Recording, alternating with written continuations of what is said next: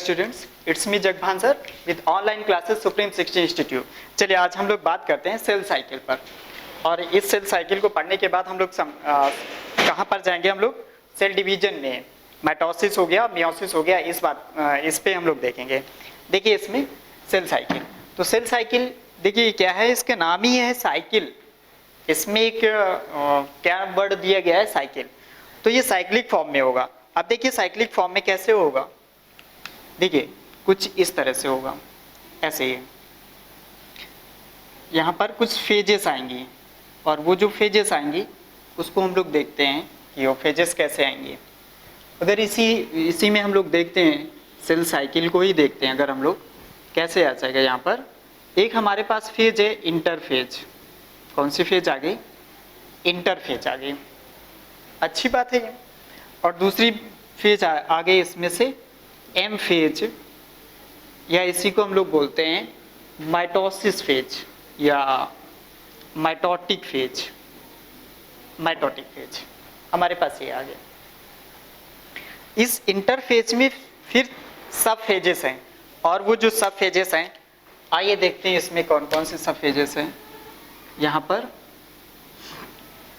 एक है हमारे पास में जीवन फेज, या इसी को हम लोग बोलते हैं गैप फेज। क्या बोलेंगे इसको हम लोग? Gap phase. दूसरी है G2 फेज, या इसी को बोलते हैं गैप फेज 2। ये गैप फेज 1 हो गई और ये गैप फेज 2 हो गई। लेकिन हम लोग सीक्वेंस से चलते हैं, ऐसे नहीं। पहले एस फेज आती है, फिर गैप फेज 2 आती है। इसको हम लोग बोलेंगे एस फेज, या इसी को बोलते हैं हम लोग सिंथेटिक फेज। सिंथेटिक फेज या सिंथेसिस फेज, सिंथेसिस फेज बोलते हैं। और G2 फेज हो गया अपने पास में। G2 फेज में क्या आ जाएगा? Gap phase 2। गैप फेज 2 आ जाएगा। देखिए इसमें हम लोग देखते हैं G1, S, G2 and M phase. G1 हो गया, S हो गया, G2 हो गया और M हो गया। ये हमारा इंटरफेज हो गया। इंटरफेज में G1, S, G2 और M हमारे पास ये हो गया माइटोटिक फेज हो गया। इस माइटोटिक फेज में देखिए दो फेज फिर से आ जाती हैं। एक है माइटोसिस और दूसरी बात करेंगे हम लोग साइटोकाइनेसिस। साइटोकाइनेसिस माइटोसिस में मेनली हमारा काम होता है न्यूक्लियस का डिवीजन, जिसको हम लोग किस में रखते हैं? हम लोग कैरियोकाइनेसिस में रखते हैं। इतना ध्यान रखना है इसमें। तो ये जो अपना सेल डिवीजन है, यहाँ पर सेल डिवीजन हो जाएगा कैरियोकाइनेसिस फॉलोड विद साइटोकाइनेसिस। अपना सेल डिवीजन यहाँ पर हो जाएगा, एक साइक्लिक फॉर्म में रहेगा। यहाँ से यहाँ तक ऐसे एक प्रिपरेटरी फेज है। इसको हम लोग क्या बोलेंगे? प्रीपरेटरी फेज है। प्रीपरेटरी फेज इसको बोलेंगे हम लोग। और इसको हम लोग क्या बोलेंगे? डिवीजन फेज या एम फेज बोलेंगे, या मेटोसिस फेज बोलेंगे हम लोग। अपने पास में ये एम फेज है, ये इतना। तो इस पे ना ध्यान देके हम लोग इस पे ध्यान देते हैं इंटरफेज पर, क्योंकि इंटरफेज ही हमारी मेन फेज है यहाँ पर, और इसी पे सारा सब कुछ छुपा हुआ है। प्रिपरेटरी फेज मतलब प्रिपेयर करती है अपने आप को। जो हमारी फेज है प्रिपरेटरी फेज, तो वो अपने आप को प्रिपेयर करती है, किस लायक बनाती है? वो डिवीजन में जाके ले जाएगी कि अब डिवीजन होना है। इतना प्रिपेयर कर लो कि डिवीजन हो जाए, दो चीजों में बढ़ जाए यहाँ पर। तो देखो G1 में क्या होता है, S में क्या होता है, G2 में क्या होता है, अभी हम लोग देखते हैं। तो ये तीन फेज हैं जो कि प्रिपरेटरी फेज या इंटरफेज कहते हैं हम लोग। इंटरफेज या प्रिपरेटरी फेज। प्रिपरेटरी मतलब अपने आप को प्रिपेयर करेगी वो सेल, किसके लिए? डिवीजन के लिए। सिंपल सी बात हो गई ये। देखिए इसमें ग्रोथ फेज 1 और ये सिंथेटिक फेज, और ये ग्रोथ फेज 2 या गैप फेज 2 इसको बोलते हैं। होता क्या है इसमें से? पहले हम लोग सेल साइकिल की सीक्वेंस देख लेते हैं। अगर हम लोग सेल साइकिल का सीक्वेंस देखेंगे तो क्या होगा इसमें से? पहला इसमें से एक है G1, एक है S और एक क्या है G2 और फिर क्या है M। एक सीक्वेंस अपने पास ये मिल गया। दूसरे सीक्वेंस की अगर हम लोग बात करते हैं तो देखिए साइकिल फॉर्म में है, आप कहीं से भी स्टार्ट कर लीजिए। पहली बार हमने यहाँ से स्टार्ट किया तो G1 S G2 M।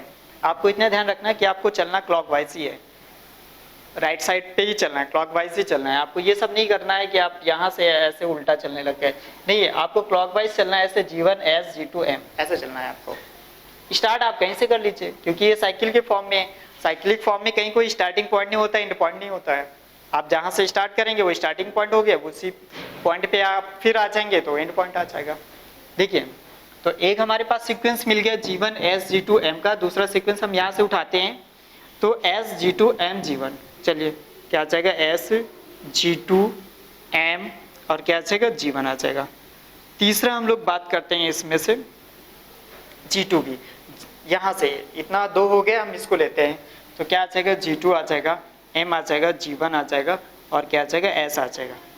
चौथी फेज में अगर हम लोग बात करते हैं तो चौथी फेज में हम लोग इसको G2 को उठा लिया था, M को उठा लिया यहाँ पर तो क्या आ जाएगा, M G1 S और क्या आ जाएगा यहाँ पर G2। ये चार फेज आ गए यहाँ पर। आपको ऐसे आना है M G1 S G2, ये चार फेज आपको याद रखनी है। एक ये भी याद रखनी है और ये भी याद रखनी है और ये भी, ऐसे आपको याद रखना है। तो इसमें कभी कभी क्वेश्चन पूछ लिया जाता है नीट में कि इसका सीक्वेंस बताइए, उसमें से ये सीक्वेंस नहीं दिया जाएगा आपको, कोई अदर सीक्वेंस, इनमें से कोई एक सीक्वेंस दिया जाएगा, ये तीन में से, और बाकी तीन जो ऑप्शन होंगे वो पक्का है कि वो गलत होंगे। वो कहीं ना कहीं बीच से जंपिंग करके ये ऑप्शन रखे जाते हैं ताकि वो गलत हो जाए। तो आपको याद रखना है कि आप कहीं से भी ले लीजिए, कोई भी सीक्वेंस बन सकता है। यहाँ पर सीक्वेंस आपको कितने मिल गए आपको 4 सीक्वेंस मिल गए, ये याद रखिए आप इसमें। आइए अब इसमें आगे हम लोग देख लेते हैं थोड़ा सा और आगे। तो हमारे पास में यहाँ पर क्या आ गया, प्रिपरेटरी फेज आ गया, ये आ गया हमारे पास में प्रिपरेटरी फेज है, या इसी को हम लोग क्या बोलेंगे, इंटरफेज है। प्रिपरेटरी फेज अपने पास ये आ गया। देखिए ये जो G1 है ग्रोथ फेज, इसमें क्या होता है, जितने भी सेल के अंदर ऑर्गेनेल्स होते हैं, क्योंकि हमको पता है होना क्या है, हमारे पास एक सेल है और उस सेल को डिवाइड होके दो में बंटना है। ये हमारे पास एक सेल है ये इस तरह से, और इसको डिवीजन करने के बाद दो जगह पर बंट जाना है, और दो जगह पर कैसे बटेगा, इस तरह से ऐसे बटेगा ये।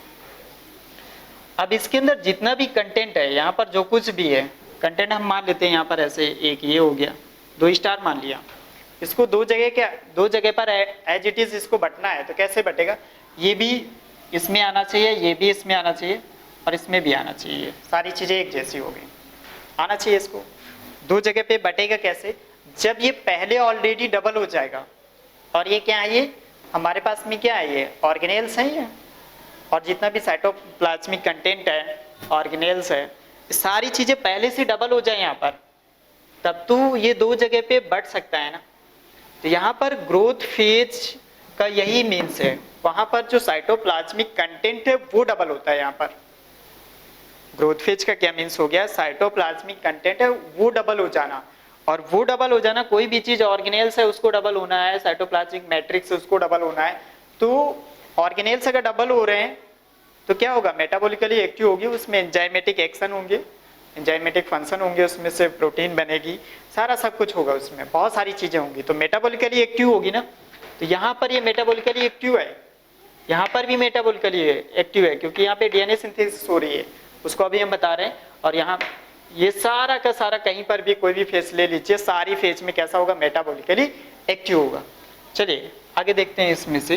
तो ये जो अपने पास में G1 है, G1 को हम लोग क्या बोलते हैं, ग्रोथ फेज, और इसमें से क्या होगा, इसमें साइटोप्लाज्मिक कंटेंट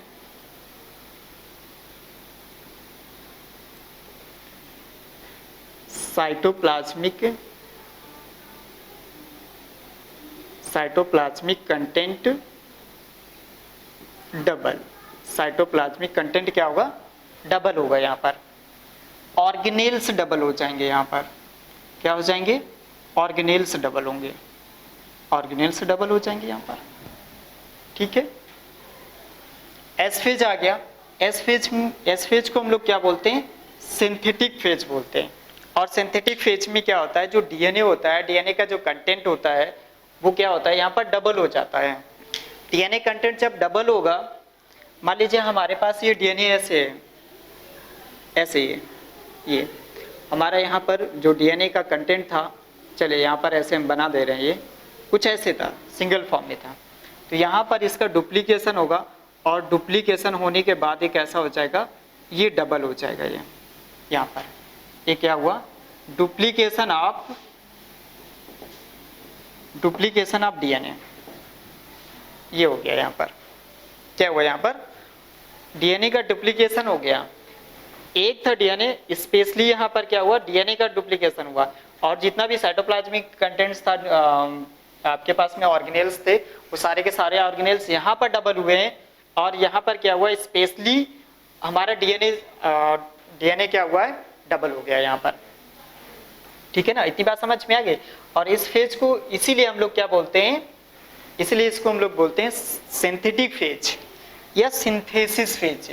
क्या बोलेंगे इसको, सिंथेटिक फेज या सिंथेसिस फेज, इसको ये बोलते हैं। चलिए इसको और हम बड़ा करके दिखाते हैं आपको, छोटा छोटा सा हो गया है वहां पर।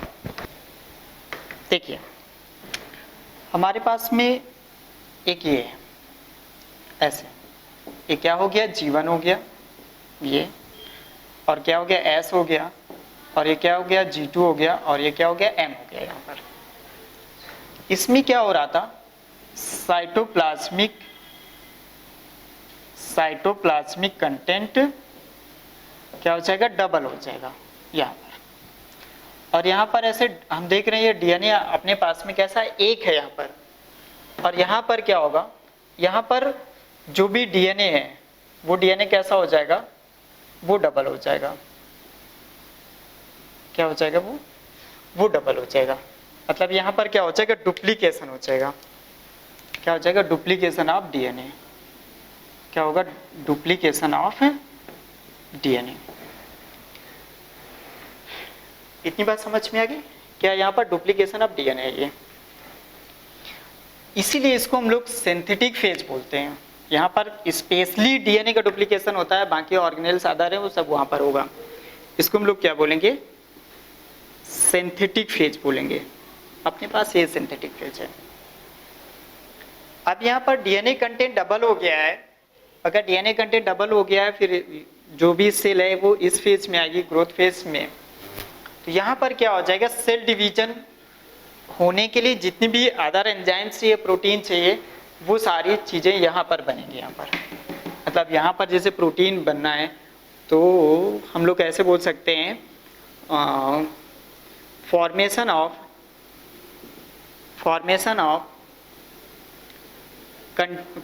Of content for division. इसलिए कोई भी साइटोप्लाज्मिक कंटेंट है वो जो ऐसे आप लिख लीजिए, रिक्वायर्ड फॉर डिवीजन, आपको अच्छे समझ में आ जाएगा। रिक्वायर्ड फॉर डिवीजन, अगर सेल डिवीजन के लिए जो भी चीजें चाहिए उसका फॉर्मेशन कहाँ पर हो जाएगा, यहाँ पर हो जाएगा। क्लियर हो गया है इतनी बात। और यहाँ पर क्या होगा, एम फेज में, जो अपना एम फेज है, तो एम फेज में क्या होगा, एम फेज में डिवीजन हो जाएगा। यहाँ पर डिवीजन अकर्स, ये आ जाएगा। यहाँ पर डिवीजन क्या हो जाएगा, डिवीजन अकर्स हो जाएगा। यहाँ पर हमें पता है यहाँ से लेके इतनी, ये फेज हमारी प्रिपरेटरी फेज है। देखिए कोई भी काम करने के लिए पहले से प्रिपरेशन करना, उसमें बहुत ज़्यादा टाइम लगता है।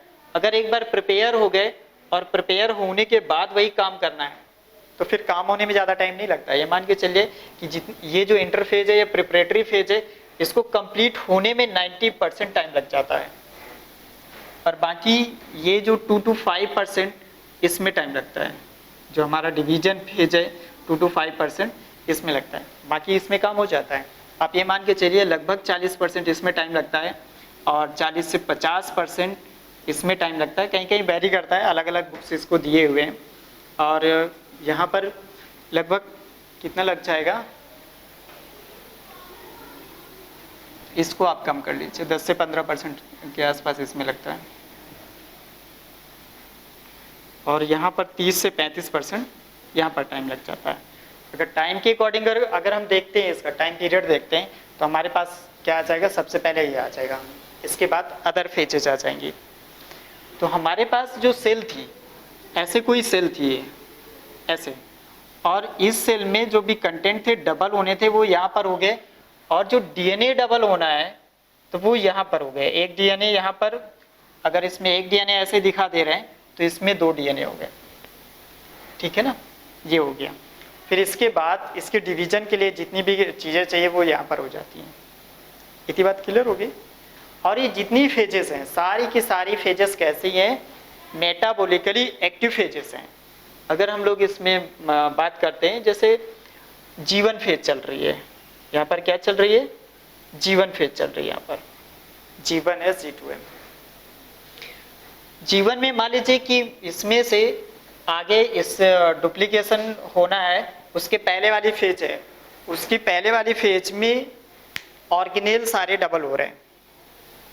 फिर डबल होने के बाद क्या हुआ, एस में जाना है कि नहीं, नेक्स्ट एस फेज होनी है कि नहीं, तो यहाँ पर चेक पॉइंट होता है, चेक किया जाता है, चेक पॉइंट। और वो चेक पॉइंट कौन है, G1S चेक पॉइंट। एक ये पॉइंट यहाँ पर होता है, G1S चेक पॉइंट होता है। क्लियर हुई बात। यहाँ पर जो साइटोप्लाज्मिक कंटेंट है वो डबल हो गया। बाई चांस अगर ऐसी कोई प्रॉब्लम आई कि कुछ गड़बड़ है, इसको आगे नहीं बढ़ाना है, ये जो सेल डिवीजन है, सेल में कोई प्रॉब्लम है या डीएनए में प्रॉब्लम है, आगे नहीं बढ़ाना है। क्योंकि अगर डीएनए में प्रॉब्लम है, फिर डीएनए डुप्लीकेशन हो गया तो फिर वो जो नया बनेगा वो भी गड़बड़ आएगा, पूरी की पूरी सेल बेकार हो जाएगी, बहुत बड़ी प्रॉब्लम आएगी इसमें से। तो इसको चेक किया जाता है आगे फेज में जाने के लिए। अगर वो गड़बड़ है तो इसको यहीं पे रोक दिया जाएगा, अगर नहीं गड़बड़ है तो फिर आगे क्या किया जाएगा, बढ़ा दिया जाएगा। तो ये चेक पॉइंट होता है, G1S चेक पॉइंट होता है। अगर वो गड़बड़ है तो इसको यहीं पर रोक दिया जाएगा। इसको हम लोग बोलते हैं G0 फेज, या इसी को बोलते हैं क्विसेंट फेज। क्या बोलेंगे, क्विसेंट फेज बोलेंगे। अब बात आती है, ये जो क्विसेंट फेज है, क्या क्विसेंट फेज मेटाबॉलिकली एक्टिव होगी या मेटाबॉलिकली इनएक्टिव होगी। तो ये कैसी होगी, मेटाबॉलिकली एक्टिव होगी। देखिए इसको एक एग्जांपल देके हम समझाते हैं। जैसे हम लोगों ने तैयारी करी, कहीं हिल स्टेशन में जाना है, अपनी फैमिली के साथ में तैयारी करी, फादर भी जा रहे हैं, पूरी तैयारी होगी, बैग वैग और सब कपड़े वपड़े सारा सब कुछ पैक हो गया, बिल्कुल जाना ही जाना है। लेकिन लास्ट टाइम में कुछ ऐसा काम पड़ गया पिताजी को कि वो उन्होंने मना कर दिया कि नहीं जाना है, फिर कभी चलेंगे, हमें ये काम पड़ गया है, नहीं जा सकते हैं, ये सारी जितनी भी प्रिपरेशन थी कैंसिल कर दो। तो उसका क्या मतलब है कि अगर वहां जाने को नहीं मिला तो हम लोग क्या मर गए, क्या डेड हो गए, नहीं, केवल वहां पर गए नहीं, वहां पर हम लोग जा नहीं पाए, बाकी तो मेटाबॉलिकली एक्टिव है ना, हम लोग तो लिविंग है ना। तो ये मत समझिए कि ये सेल आगे नहीं बढ़ी है तो सेल डेड हो गई, नहीं, वो मेटाबॉलिकली एक्टिव है, वो अभी भी लिविंग है। तो हमारी जो G0 है, तो G0 कैसी होगी, मेटाबॉलिकली एक्टिव होगी। ये कैसी होगी, मेटाबॉलिकली। जैसे ये अदर फेजेस में सेल मेटाबॉलिकली एक्टिव होती है, ऐसे ये भी मेटाबॉलिकली क्या होगी, एक्टिव होगी, मेटाबॉलिकली एक्टिव। और मेटाबॉलिकली एक्टिव होना ये रिप्रेजेंट करता है कि उसकी लिविंग फेज में, वो लिविंग स्टेट में है। सिंपल सी बात है ये, कैसी, वो लिविंग फेज में है। ये साइटोप्लाज्मिक कंटेंट जो भी होना था, डबल होना था, डबल हो गया, फिर आगे नहीं बढ़ पाया क्योंकि उसको लग रहा है कि कहीं ना कहीं प्रॉब्लम है और डीएनए डबल करना ठीक नहीं है, क्योंकि डीएनए में प्रॉब्लम फिर बहुत बड़ी प्रॉब्लम, तो उसको यहीं पर रोक लिया जाता है। कभी कभी टाइम पीरियड दिखा दिया जाता है इसमें से कि इतने टाइम तक अरेस्ट रही, ऐसे दिखा दिया जाता है इसी में से। ये आपकी G0 फेज ये है, इतने टाइम तक ये अरेस्ट रही, क्योंकि इसके बाद जब उसको करेक्ट कर लिया गया, जो भी प्रॉब्लम आई, और उस प्रॉब्लम को जब करेक्ट कर लिया गया है, तो करेक्ट करने के बाद क्या हुआ, वो सही हो गया। सही होने के बाद फिर आगे नेक्स्ट में किस में आ जाएगी, एस फेज में आ जाएगी। और एस फेज में क्या होगा, डीएनए कंटेंट कैसा होगा, डबल हो जाएगा। यहाँ पर डीएनए कंटेंट डबल हो गया। क्लियर हो गई बात। मेन चीज आप यहाँ पर याद रखिए। अब देखिए दूसरी बात, जैसे ये होना, ये किस लिए सब हो रहा है, सेल डिवीजन के लिए हो रहा है। जैसे हमारे पास में ये सेल है, सेल के अंदर न्यूक्लियस है और इस न्यूक्लियस में ये क्या है पड़ा हुआ है, यहाँ पर डीएनए ऐसे क्रोमोसोम या क्रोमेटिन थ्रेड के फॉर्म में पड़ा हुआ है, आगे कॉइल्ड भी हो जाएगा। अभी क्रोमेटिन थ्रेड के फॉर्म में पड़ा है, इसको दो जगह पे डिवीजन करना है। अगर दो जगह पे डिवीजन करना है तो सेंट्रियोल की जरूरत पड़ेगी कि नहीं पड़ेगी, पक्का पड़ेगी। तो पहले एक होता है, लेकिन जब डीएनए डबल हो गया है तो डबल को अलग अलग करना है, उसके लिए फिर मेटाफेज एनाफेज में जाना है, तो इसको डबल होना पड़ेगा। तो यहाँ पर सेंट्रियोल डुप्लीकेशन स्टार्ट हो जाता है, सेंट्रियोल डुप्लीकेशन स्टार्ट यहाँ पे, और फाइनली यहाँ पर सेंट्रियोल डबल हो जाता है। क्या हो जाता है, उसका डुप्लीकेशन हो जाता है, सेंट्रियोल डुप्लीकेट या डबल, सेंट्रियोल बिकम डबल। ये आपको दिमाग में रखना है, यहाँ पे डबल हो जाएगा। क्लियर हुई बात। ये दूसरी बात, जब हमारा डीएनए बन गया है तो डीएनए से हमें क्रोमेटिन थ्रेड या क्रोमोसोम बनाना है, तो इसको हिस्टोन प्रोटीन में रैप भी तो करना पड़ेगा, क्योंकि क्रोमोसोम बनाने के लिए हिस्टोन प्रोटीन ऑक्टामर में तो रैप करना होगा ना। पिछले वाले लेक्चर में मैंने सब बता दिया है। तो इस G2 फेज में क्या होगा, हिस्टोन प्रोटीन का फॉर्मेशन होता है, हिस्टोन प्रोटीन फॉर्मेशन। अगर हिस्टोन प्रोटीन बनेगी उसके लिए क्या होगा, क्या चाहिए हमें, उसके लिए हमारे पास में मैसेंजर आरएनए चाहिए। क्या चाहिए, मैसेंजर आरएनए। और मैसेंजर आरएनए से क्या बनती है, प्रोटीन। वो एक डिफरेंट बात है कि हिस्टोन प्रोटीन बनती है। क्लियर हो गई बात। तो डीएनए से मैसेंजर आरएनए बनना, हिस्टोन प्रोटीन बनने के लिए ऐसा हो रहा है, लेकिन कहाँ से बनेगा, ये डीएनए से बनेगा।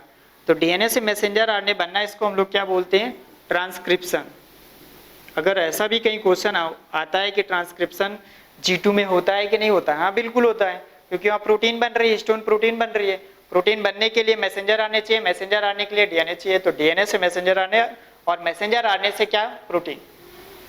तो डीएनए से मैसेंजर आरएनए इसको क्या बोलते हैं, ट्रांसक्रिप्शन बोलते हैं। और यहाँ पर इसे मैसेंजर आरएनए से प्रोटीन बनने को हम लोग क्या बोलते हैं, ट्रांसलेशन कहते हैं इसको। क्या कहते हैं इसको, ट्रांसलेशन कहते हैं। क्लियर हो गई बात। ट्रांसक्रिप्शन भी होता है और ट्रांसलेशन भी होता है। तो यहाँ पर हिस्टोन प्रोटीन और हिस्टोन प्रोटीन में रैप होके वो क्या बन जाएगा, यहाँ पर ये क्रोमेटिन थ्रेड के फॉर्म में आ जाएगा। क्लियर हो गई बात। तो इस फेज में ही वो क्रोमेटिन थ्रेड का फॉर्म ले लेता है, ये आप याद रखिए यहाँ पर। फिर ये कहाँ जाएगा, फिर ये जाएगा इसमें एम फेज या डिवीजन फेज में जाएगा। ये हम पहले बता चुके हैं आपको। और एम फेज में कौन कौन सी फेज आती है हम लोग देख लेते हैं। इसमें से एम फेज में एक आती है प्रोफेज। कौन सी है, प्रोफेज है। दूसरी कौन सी है, मेटाफेज है। और तीसरी कौन सी फेज है, एनाफेज है। और चौथी कौन सी फेज है, ये टीलोफेज है। प्रोफेज है, मेटाफेज है, एनाफेज है और टीलोफेज है। इतनी सारी फेज है, ये आपको दिमाग में रखना है। Prophase, metaphase, anaphase and telophase. अब प्रोफेज के बाद, इतनी सारी फेज के बाद, ये जो सेल है, सेल में जो डीएनए डबल हुआ है वो दो जगह पर डिवाइड हो जाएगा, एक यहाँ पर एक यहाँ पर, ऐसे डिवाइड हो जाएगा। तो सेल साइकिल का इतना रोल है। फिर से एक बार बात करते हैं हम लोग सेल साइकिल में। ये सेल साइकिल क्या है, हम लोग देखते हैं कि यहाँ से लेके G1, S और G2, इस इतनी फेज को हम लोग क्या बोलते हैं, प्रिपरेटरी फेज। ये इंटरफेज, इसको ये बोलते हैं। तो यहाँ से ये प्रिपेयर करती है अपने आप को, किस बात के लिए, डिवीजन करने के लिए। उसके अंदर जितना भी कंटेंट है उस कंटेंट को क्या करना है, दो सेल में डिवाइड करना है उसको। और जब दो सेल में डिवाइड करना है तो साइटोप्लाज्मिक कंटेंट भी डबल होना चाहिए, उसके अंदर जितने भी ऑर्गेनेल्स है वो सारे के सारे ऑर्गेनेल्स को क्या होना चाहिए, डबल होना चाहिए। यहाँ पर जो न्यूक्लियस के अंदर डीएनए उसको डबल हो जाना चाहिए, और फिर यहाँ पर डिवीजन के लिए अदर भी चीजें चाहिए जो एक नॉर्मल जो नॉन डिवाइडिंग सेल या नॉर्मल सेल में वो चीज़ों की रिक्वायरमेंट नहीं होती है, लेकिन डिवीजन करने के टाइम में रिक्वायरमेंट होती है। तो वो चीज़ें यहाँ पर, वो वाली चीज़ें यहाँ पर डबल होंगी, इतना याद रखिए, क्योंकि डिवीजन यहाँ पर होना है तो जस्ट उसके पहले उसको चाहिए ना, तो वो चीज़ें यहाँ पर डबल होंगी। आप कंफ्यूज बिल्कुल भी मत होइए इसमें से बिल्कुल एक कॉन्सेप्ट है कि डिवीजन यहाँ पर होना है तो डिवीजन के लिए जो रिक्वायरमेंट चाहिए वो यहाँ पर फुलफिल होंगी।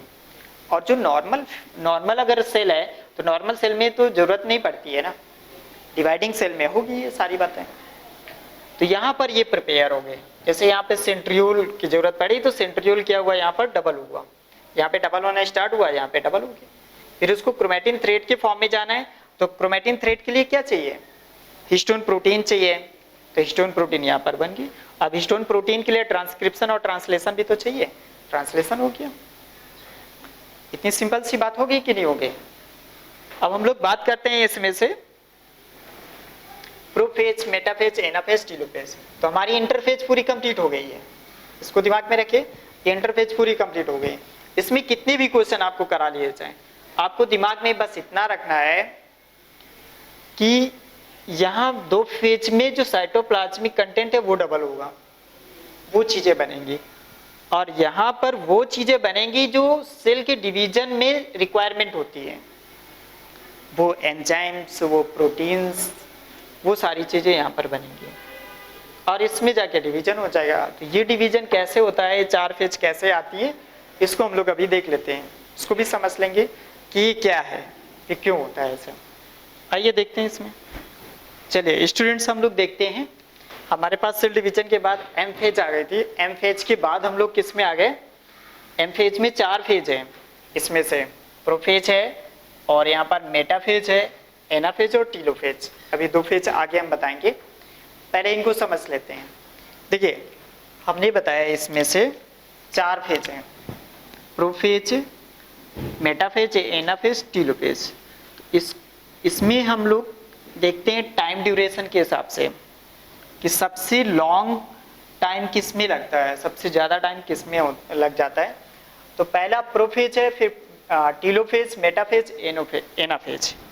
तो इसको याद करने के लिए कैसे कैसे याद रखना है, इसको ऐसे याद रखना, पीटो मा, ऐसे करके याद रखना, पीटो मा, ठीक है ना। तो जो लॉन्ग सबसे लॉन्ग टाइम पीरियड है वो प्रोफेज का है, फिर टीलोफेज का, मेटाफेज का और एनाफेज का है, इसमें याद रखिएगा। हम लोग आते हैं इसमें प्रोफेज में। तो प्रोफेज में इसको मैंने दो में डिवाइड कर रखा है, एक है अर्ली प्रोफेज और दूसरा है लेट प्रोफेज। तो जो अर्ली प्रोफेज है, अर्ली प्रोफेज में क्या होता है, ये जो क्रोमेटिन थ्रेड है अपने पास में, ये क्या है, ये क्रोमेटिन थ्रेड है, ये ऐसे, और ये क्रोमेटिन थ्रेड है, कितने अपने पास, 4 हैं, ये 4 क्रोमोसोम के फॉर्म में है, ये क्रोमेटिन थ्रेड है 4। अब ये क्या होगा यहाँ पर, ये क्योंकि डिवीजन होना है ना, तो डिवीजन होने के लिए डीएनए से क्रोमोसोम बनना बहुत जरूरी है। तो डीएनए से ये क्रोमेटिन थ्रेड के फॉर्म में बन गया, अभी और ज्यादा कॉइलिंग होनी बाकी है, आगे अभी कॉइलिंग होगी। लेकिन ये अर्ली प्रोफेज है, अभी ये G2 से बिल्कुल इंटर करी हुई है इसने प्रोफेज में, G2 से जब इंटर करती है इसको तो हम लोग बोलते हैं अर्ली प्रोफेज। तो अभी उतनी कंडेंस नहीं हो पाया है उसका जो क्रोमेटिन थ्रेड है, जो डीएनए है उसका, वो किस फॉर्म में आ चुका है, क्रोमेटिन थ्रेड के फॉर्म में आ चुका है। और हमने यहाँ पर देख रहे हैं यहाँ पर कि ये 4 टाइप्स के, मतलब 4 क्रोमोसोम है, और एक ऐसे डुप्लीकेटेड है। डुप्लीकेटेड अगर नॉन डुप्लीकेटेड होता है तो हमने कल ऐसे बनाया था ना, और जो डुप्लीकेटेड होता है कुछ इस तरह से होता है, ऐसे होता है कुछ इस तरह से, ऐसे, ये डुप्लीकेटेड है। ये क्लियर हो गई बात। तो हमने जो ऐसे दिखाया है डुप्लीकेटेड क्रोमोसोम है ये। तो यहाँ पर अभी ये किस फॉर्म में रहते हैं, ये क्रोमेटिन थ्रेड के फॉर्म में रहते हैं, ऐसे ही है। दूसरी बात, इसमें से कॉइलिंग स्टार्ट हो जाती है, कॉइलिंग स्टार्ट हो जाएगी ताकि वो क्या बन जाए, क्रोमोसोम बन जाए। अब हम लोग इसमें देखते हैं कि जैसे नॉर्मल एक सेल में इंडोप्लाज्मिक रेटिकुलम है और ये जो गोल्जी कॉम्प्लेक्स है, ये सारे रहते हैं इसमें से। तो अब देखिए ये जो क्रोमोसोम है, इस मेम्ब्रेन, यहाँ पर जो मेम्ब्रेन है न्यूक्लियर मेम्ब्रेन है, इस न्यूक्लियर मेम्ब्रेन से निकलकर बाहर आएंगे तब तो दो जगह पे डिवाइड होगा ना इक्वली। इस कॉन्सेप्ट को समझिए तो बहुत सारी चीजें आपको ऐसे याद हो जाएगा। ये पूरी एक सेल है और सेल के बाहर सेंट्रोमियर है, सॉरी सेंट्रियोल है सेल के बाहर, और सेंट्रियोल ही स्पिंडल फाइबर्स बना के और वो सेंट्रोमियर में जहाँ काइनेटोकोर होता है उससे जुड़ के फिर सेपरेट करता है। तो खुद सोचिए आप, इसको दो जगह में बंटना है इन क्रोमोसोम को, अगर दो जगह पे नहीं बटेगा ये तो फिर सेल डिवीजन बेकार हो जाएगा, और बटना भी है तो इस न्यूक्लियस से निकल के बाहर आना पड़ेगा ना। तो हमारी जो न्यूक्लियर मेम्ब्रेन है इसको ब्रेक होना पड़ेगा। अगर ये न्यूक्लियर मेम्ब्रेन ब्रेक होगी तभी ये बाहर निकल के आएगा। तो न्यूक्लियर मेम्ब्रेन ब्रेक हमने यहाँ पर दिखाया हुआ है, यहाँ स्टार्ट हो जाती है लेकिन यहाँ पे आपको बहुत अच्छे से दिखाना है। अभी जब न्यूक्लियर मेम्ब्रेन अगर ब्रेक होगी, चलिए ठीक है, और यहाँ पर इसकी क्रोमेटिन थ्रेड की कॉइलिंग तो शुरू हो ही रही थी, तो क्रोमोसोम और ज़्यादा कंडेंस्ड हो गए, या इसको हम लोग ऐसे भी बोल सकते हैं क्रोमेटिन थ्रेड कंडेंस्ड, ऐसे, और ये क्या बन जाएगा, क्रोमोसोम बन जाएगा, क्रोमोसोम फॉर्म्स, ऐसे आप इतना याद रखिए, ठीक है ना। यहाँ पर क्रोमोसोम बन गया। अब देखिए यहाँ पर अगर ये न्यूक्लियर मेम्ब्रेन ब्रेक होगी, अगर न्यूक्लियर मेम्ब्रेन ब्रेक होगी तो न्यूक्लियर मेम्ब्रेन से इंडोप्लाज्मिक रेटिकुलम ये लगा हुआ है, इससे गोल्जी कॉम्प्लेक्स लगा हुआ है, और इससे लाइसोसोम जुड़े हुए होते हैं, जुड़े नहीं, उसी के साथ ही रहते हैं। तो अगर ये ब्रेक हो जाएगा तो ये तो अपने आप ब्रेक हो जाएंगे। अगर ये ब्रेक होगा तो ये तो जो न्यूक्लियोलस है अपने आप खत्म हो जाएगा। और ये ब्रेक होना बहुत जरूरी है क्योंकि ये जो क्रोमोसोम है इनको निकल के बाहर आना है। अगर ये बाहर नहीं आए तो बहुत बड़ी प्रॉब्लम होगी, वो डिवीजन हो ही नहीं पाएगा। तो इसमें क्रोमेटिन थ्रेड है वो कंडेंस्ड हो जाएंगे या और ज्यादा कॉइलिंग हो जाएगी उसमें से, तो क्या बन जाएगा, क्रोमोसोम बन जाएगा। न्यूक्लियर मेम्ब्रेन ब्रेक होगी, nucleolus disappear, endoplasmic reticulum, Golgi apparatus, ये सारे के सारे ब्रेक हो जाएंगे। क्लियर हुई बात इतनी, और ये होना बहुत जरूरी है। यहाँ पे देखिए सेंट्रियोल ऑलरेडी ये जो सेंट्रियोल है कब बन गया था, ऑलरेडी यहाँ पर G2 फेज में बन के तैयार हो गया था, S में बनना स्टार्ट हो गया था। सेंट्रियोल यहाँ अभी भी है, यहाँ पर भी अभी भी है। अब इस फेज में देखिए ये सब खत्म हो गया है तो ये यहाँ पर आ गए। जब यहाँ पर ये ऐसे आ जाएंगे, आने के बाद ये जो क्रोमोसोम है ये इस तरह से, ये चलिए 4 डिफरेंट टाइप के हम बना देते हैं। कुछ ऐसे पड़े हुए हैं, ठीक है ना, कोई क्रोमोसोम ऐसे पड़ा हुआ है यहाँ पर, और कुछ ऐसे पड़े हुए हैं यहाँ पर, मान लेते हैं यहाँ पर पड़ा हुआ है ऐसे, और ये डुप्लीकेटेड क्रोमोसोम है। और ये इस तरह से ये ऐसे जुड़े हुए हैं, ये स्पिंडल फाइबर से जुड़ा हुआ है, ये स्पिंडल फाइबर से जुड़ा हुआ है, ऐसे ऐसे, ये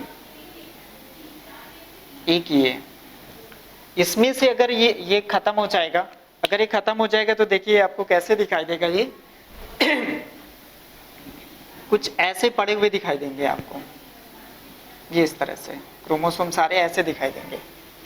अगर हम ये पूछें कि इस फेज में और इस फेज में क्या डिफरेंस है, या दोनों को दिखा के हम इसको बोलें कि इसकी आप नेमिंग कर दीजिए कि ये कौन सी फेज है, ये कौन सी फेज है, तो क्या आप कर पाएंगे, दोनों में क्या डिफरेंस है। देखिए इसमें भी क्रोमोसोम ऐसे बिखरे पड़े हुए और इसमें भी ऐसे ही बिखरे पड़े हुए हैं, यहाँ पर ये ऐसे इस तरह से होना क्या है इसमें, देखिए समझिए। लेकिन इसमें से ये जो स्पिंडल फाइबर्स हैं, ये क्या है, ये स्पिंडल फाइबर है, ये स्पिंडल फाइबर, ये जो स्पिंडल फाइबर है ये इसमें बन चुके हैं और इसमें नहीं बने हैं। लेकिन स्पिंडल फाइबर बन तो गए हैं, इनको कोशिश करते हैं एक मेटाफेजिक प्लेट में लाने के लिए, ऐसे कोशिश करेंगे। अगली फेज में आ जाएगा। तो अगर स्पिंडल फाइबर्स बन गए हैं और वो अलाइंड नहीं है, मेटाफेजिक प्लेट में अलाइंड नहीं है वो, तो हम लोग क्या बोलेंगे, ट्रांजिशन मेटाफेज। वो आने वाली है मेटाफेज। मेटा का मीन्स होता है मिडिल, मेटा का मीन्स क्या होता है, मिडिल होता है यहाँ पर। तो वो मिडिल में आ जाएगा यहाँ पर। अगर अभी मिडिल में नहीं आया है तो इसको क्या बोलेंगे, ट्रांजिशन मेटाफेज। और उसमें से स्पिंडल फाइबर्स है बिखरे हुए, ये भी पड़े हुए, लेकिन स्पिंडल फाइबर्स इसमें नहीं है, तो ये हमारा क्या है, ये प्रोफेज है, वो भी लेट प्रोफेज। क्लियर हो गई बात। अब इसमें हम लोग इसको दिखा देंगे। यहाँ पर हमारे पास में ये सेंट्रियोल है, इस तरह से, ऐसे ये सेंट्रियोल है, ये अब देखिए ये मेटाफेजिक प्लेट में आ गए इस तरह से। इसमें हम दिखा दे रहे हैं, ये स्पिंडल फाइबर से, ये इसको खींच के ये चारों तरफ से इक्वल कर लिया, और इक्वल करने के बाद क्या किया इसने, मेटाफेजिक प्लेट में ये ले आया है। ये अब ये मेटाफेजिक प्लेट में तो ले आए, अब क्या होगा, यहाँ पर इसको अलग अलग करना होगा। अलग अलग कैसे करना होगा, देखिए इसमें यहाँ पर मान लेते हैं एक क्रोमोसोम हमारे पास में ये है, ये वाला रेड वाला क्रोमोसोम, ये हमने बताया था कि दोनों अंदर से ऐसे अट्रैक्ट होते हैं, इस तरह से अट्रैक्ट होते हैं, और दोनों कोएसिव प्रोटीन से, स्टिकी प्रोटीन से ऐसे जुड़े होते हैं यहाँ पर। और यहाँ पर ये, यहाँ पर क्या है, ये इस तरह से स्पिंडल फाइबर से यहाँ पर ऐसे वो ऐसे जुड़ जाते हैं। तो हमारे पास ये जो क्रोमोसोम है, एक्चुअल में ये क्रोमोसोम है, ये जो हम ये शेप देखते हैं यहाँ पर, किसी भी क्रोमोसोम की अगर शेप की स्टडी करेंगे तो वो शेप की स्टडी कहाँ पर हम करेंगे, मेटाफेज में। तो मेटाफेज में एक नोट पॉइंट लगा लीजिए, study of shape of chromosome, study of shape of chromosome कहाँ पर हम लोग करेंगे, मेटाफेज में। कितने आ जाएगा आपको अच्छे से शेप कहाँ दिखेगा, मेटाफेज में। ये हो गया। अब देखिए, अब यहाँ से स्पिंडल फाइबर्स हैं, ये स्पिंडल फाइबर्स अलग है ये, और ये जो स्पिंडल फाइबर्स हैं ये अपनी तरफ खींचेगा और ये अपनी तरफ खींचेगा, तो ये अलग अलग पार्ट हो जाएंगे, ये पार्ट अलग हो जाएगा, ये पार्ट अलग हो जाएगा। तो यहाँ पर जो मेटाफेज होता है, तो मेटाफेज में यही होता है, मेटाफेज में आके मेटाफेजिक प्लेट में आके अलाइंड हो गए, मेटाफेजिक प्लेट में अलाइंड हो गए। इसके बाद स्पिंडल फाइबर्स उनको अपने अपने पोल की तरफ खींचना स्टार्ट कर देते हैं। तो ये जो कोएसिव प्रोटीन से जुड़ा हुआ है जो डुप्लीकेटेड क्रोमोसोम है वो अलग हो जाएगा और ये अलग हो जाएगा, मीन्स सिस्टर क्रोमेटिड उसके अलग हो जाएंगे। जब सिस्टर क्रोमेटिड अलग हो जाएंगे, एक दूसरी सेल में चला गया, एक दूसरी सेल में चला गया, इसी को हम लोग क्या बोलते हैं, सेल डिवीजन कहते हैं। आइए देखते हैं हम लोग एनाफेज कि एनाफेज में क्या होगा। चलिए यहीं पर इसी जगह देख लेते हैं हम लोग।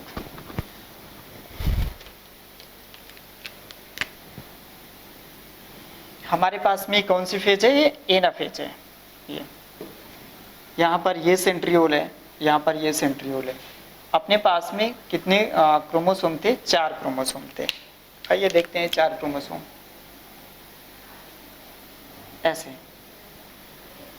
इस तरह से। अब हम लोग देखते हैं यहाँ पर ये वाला ये जो स्पिंडल फाइबर से इससे जुड़ा, इसके काइनेटोकोर से जुड़ा और इसको अपनी तरफ खींचा, इसको अपनी तरफ खींचा। जैसे हमारे पास ये 2 पेन है, ये 2 पेन है, ऐसे जुड़े हुए थे ये स्पिंडल फाइबर से, इसको पकड़ के अपनी तरफ खींच रहा है, इसको अपनी तरफ खींच रहे हैं। तो ये दोनों अलग अलग हो गए, दोनों सिस्टर क्रोमेटिड है। ये हमारे पास मार्कर, ये दोनों सिस्टर क्रोमेटिड है। तो ये ऊपर चला गया और ये नीचे आ गया। देखिए इसमें से हमारे पास क्या हुआ, एक ये हो गया और एक ये हो गया, ये ऐसे। एक सिस्टर क्रोमेटिड उसका उधर चला गया और एक सिस्टर क्रोमेटिड इधर आ गया। ऐसे ही हम ब्लैक वाले को देख लेते हैं। तो ब्लैक वाले में हम लोग क्या कर, ऐसे एक ये चला जाएगा, एक इधर ये चला गया, इस तरह से। और हम लोग ब्लू वाले को देखते हैं, तो एक ब्लू वाला ये चला गया और एक ब्लू वाला यहाँ पर आ गया, और एक यहाँ पर एक ऐसे आ गया, ये एक ऐसे आ गया। क्लियर हुई बात? तो ये एनाफेज में होता है। तो एनाफेज में क्या होते हैं, ये पोल्स हैं इसके। तो जो स्पिंडल फाइबर्स क्रोमोसोम से जुड़ा है, क्रोमोसोम के काइनेटोकोर से, तो वहां से ऐसे खींचते हैं, तो जो सिस्टर क्रोमेटिड होते हैं वो अलग अलग हो जाते हैं, वो अपने अपने पोल की तरफ चले जाते हैं। ठीक है ना, इसको एनाफेज मतलब आनाफेज, अपने अपने पोल की तरफ आ जाते हैं। वो अपने पोल की तरफ चला जाता है, ये अपने पोल की तरफ चला जाता है। क्लियर हो गई बात? ये इसको बोलते हैं हम लोग आनाफेज या एनाफेज। अब देखिए एनाफेज के बारे में हम लोग और कुछ जानते हैं अभी, इसके शेप के बारे में कैसे क्या होता है। आइए इसको यहाँ पर देख लेते हैं। एनाफेज में हम लोग स्टडी करते हैं शेप की। हम लोगों ने मेटाफेज में क्या स्टडी किया था, स्ट्रक्चर की, क्रोमोसोम का स्ट्रक्चर कैसा है, और हम लोग यहाँ पर स्टडी करेंगे शेप की। इस फेज में किसकी? Study of shape, study of shape of chromosome.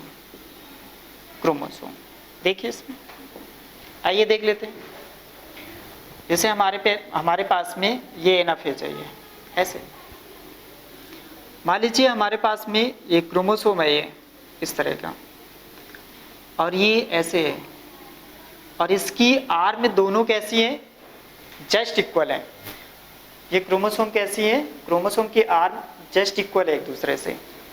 अब इसको पकड़ के ले गया, जैसे हमारे पास क्रोमोसोम ये है, एक ये क्रोमोसोम है, ये ऐसे जुड़ा हुआ है। यहाँ पर हम मान लेते हैं सेंट्रोमियर है। अगर ये दोनों इक्वल हैं, अगर हम इसको यहाँ से पकड़ के ऐसे, अगर हम लोग, ये सीधा था, यहाँ से मैंने पकड़ा और इसको ऐसे ऊपर की तरफ ले जाएंगे, देखिए ऐसे ये सीधा था, और इसको यहाँ सेंट्रोमियर से पकड़ा और ऐसे ऊपर की तरफ ले जाएंगे तो एक वी शेप मिल जाएगा हमको।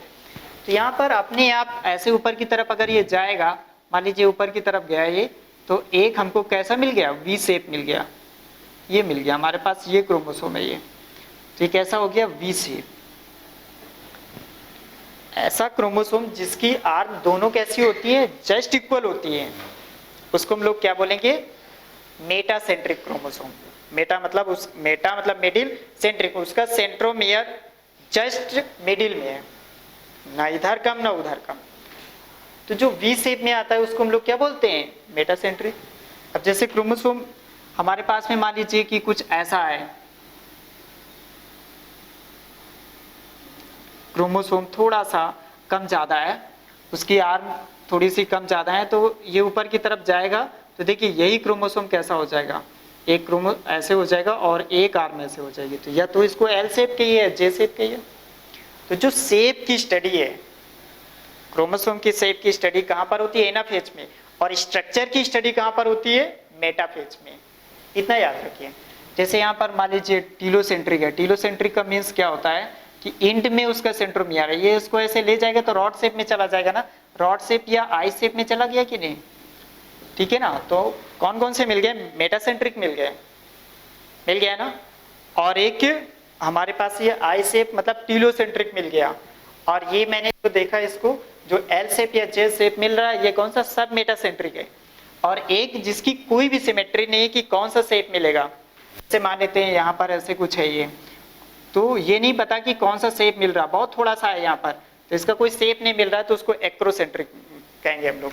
तो देखिए हमारे पास में जैसे ये बिल्कुल ऐसे वी शेप में बन रहा है, ये ऐसे, ये ऐसे, ये वी शेप में बन रहा है ये, तो जो वी शेप है ये कौन सा है, मेटासेंट्रिक है, मेटासेंट्रिक।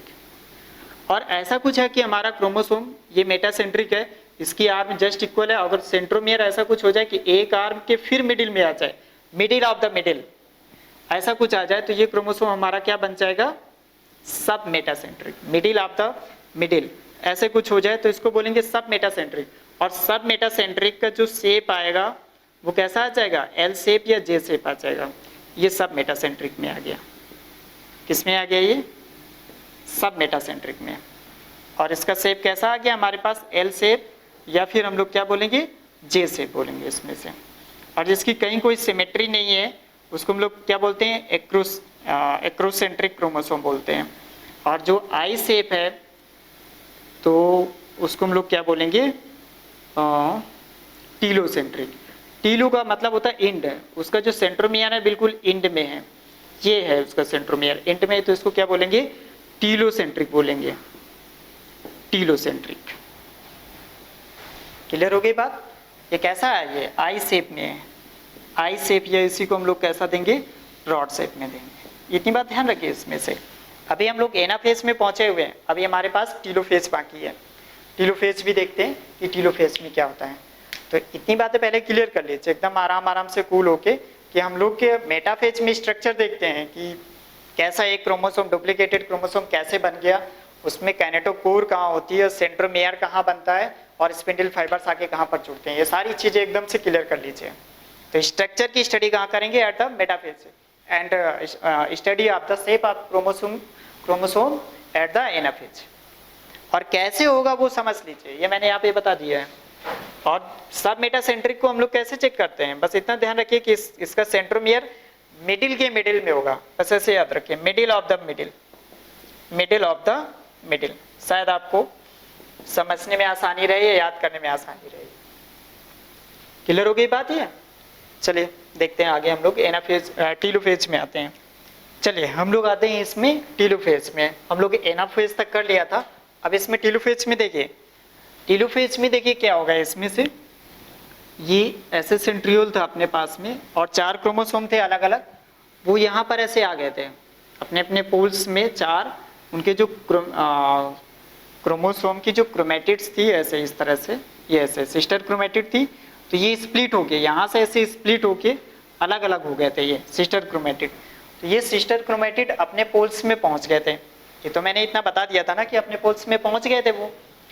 अब देखिए जब अपने पोल्स में ये पहुंच गया है तो वो क्रोमोसोम कैसे हो जाते हैं, अनकॉइल्ड होने लगते हैं। क्रोमोसोम किस बात के लिए बनते हैं, जब नॉर्मल सेल होती है, नॉन डिवाइडिंग सेल होती है, तो क्रोमेटिन थ्रेड में के फॉर्म में पड़ा रहता है क्रोमोसोम, वो सिर्फ डिवीजन के टाइम में ही तो क्रोमोसोम बनता है। तो क्रोमेटिड जब कॉइल्ड होता है तब क्रोमोसोम बनता है, अगर डिवीजन हो गया है तो क्रोमोसोम की क्या जरूरत पड़ी है, वो फिर क्रोमेटिन थ्रेड के फॉर्म में चला जाएगा, फिर से अनकॉइल्ड हो जाएगा।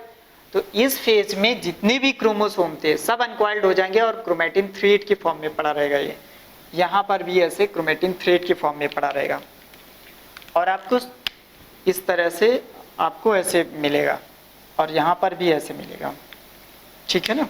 ये एक यहाँ पर भी इस तरह से मिलेगा ऐसे, और यहाँ पर भी ऐसे मिलेगा, ऐसे ही मिलेगा इस तरह से। क्लियर हो गई। या आपस में हम इसको ऐसे भी बोल सकते हैं, हमने आपको ऐसे दिखा दिया है कि ये क्रोमेटिन थ्रेड के फॉर्म में हो गया, मतलब जो क्रोमोसोम या क्रोमेटिड जो भी था तो क्या हो गया, अनकॉइल्ड हो गया है। तो इसमें हम क्या बात करेंगे, इसमें इस फेज में क्या होगा, अनकॉइलिंग, अनकॉइलिंग ऑफ क्रोमोसोम, क्रोमोसोम, या हम लोग क्या कहेंगे, क्रोमेटिन, क्रोमेटिन थ्रेड, या क्रोमेटिन थ्रेड, या क्रोमेटिड, क्रोमेटिन थ्रेड नहीं, क्रोमेटिड। वो जो क्रोमेटिड अलग अलग हुए थे वो कैसे हो जाएंगे, अनकॉइलिंग हो जाएंगे और क्रोमेटिन थ्रेड के फॉर्म में आ जाएंगे। हम लोग देखो फिर से देखते हैं इसको। स्टार्टिंग कहाँ से होती है, प्रोफेज से। सेल डिवीजन की स्टार्टिंग कहाँ होती है, प्रोफेज से, और सेल डिवीजन का जो एंड है वो कहाँ पर होगा, टीलोफेज। तो जितनी भी चीजें हमारी प्रोफेज में होंगी उसकी जस्ट अपोजिट हमारी कहाँ पर होंगी, टीलोफेज में। हमारी जो कुछ चीजें थी, जो क्रोमोसोम था,